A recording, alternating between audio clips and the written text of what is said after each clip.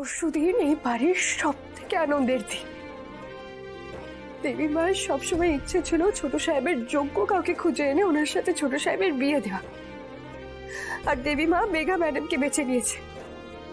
পরশুদিন ছোট সাহেবের আংটি বদলের অনুষ্ঠান, সবাই কত আনন্দ করবে, মজা করবে, হই হুল্লোড় করবে, গাঙ্গুলি পরিবার আবার সেজে উঠবে। কিন্তু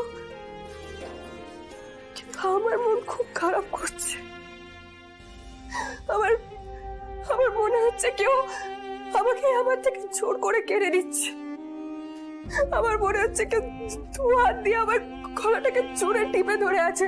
আমি নিঃশ্বাসও নিতে পারছি না, আমি ছটফট করছি, কিন্তু আমাকে ছাড়ছে না, আমাকে মারছেও না।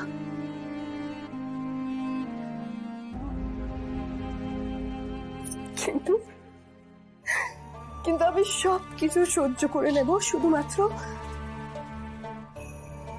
আমার দেবী মায়ের জন্য। পরশুদিন ছোট সাহেব আর মেঘা ম্যাডামের আংটি বদলের অনুষ্ঠান, আর আমি নিশ্চিত করব যাতে ওনাদের অনুষ্ঠানে কোনো রকমের কোনো ত্রুটি না থাকে। পরশু আমার এনগেজমেন্ট। মা মেঘাকে আমার জন্য পছন্দ করেছে, আর আমি এখনো মেঘাকে ভালোবেসেই উঠতে পারিনি।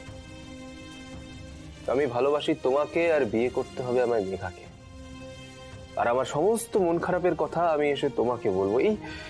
এই পুরো বিষয়টা ভাবলেই না আমার ভেতরটা কেমন যেন অস্থির হয়ে উঠছে।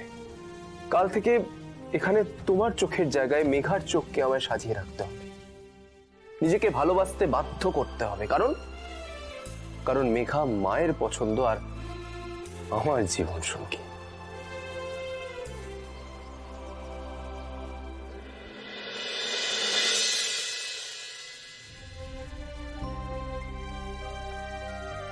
আমি কুসুম সরকার হয়ে এই বাড়িতে এসেছিলাম,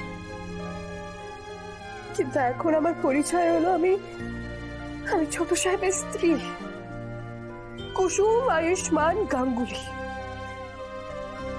পরশুদিন মেঘা ম্যাডাম আর ছোট সাহেবের আংটি বদল হলেও আমি শেষ নিঃশ্বাস পর্যন্ত এই সধবার চিহ্ন খুলব না। আমি আজীবন এই একতরফা সম্পর্ক পালন করে যাব।